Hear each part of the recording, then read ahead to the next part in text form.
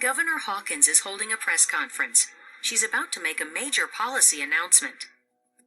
Quan and Chase are at the Capitol reporting on the governor's speech and taking pictures for their blog.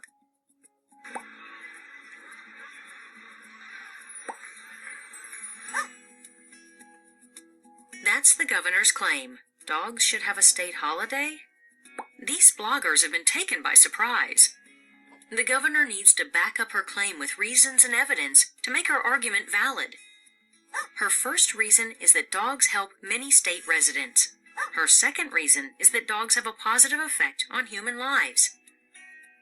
When listening to a speaker, take notes. It will help you keep track of the details for later. The crowd seems awfully quiet. They might be in shock, but the governor does not seem fazed. If an argument sounds faulty, like the governor's, check the logic of the argument. There may be a logical fallacy at work.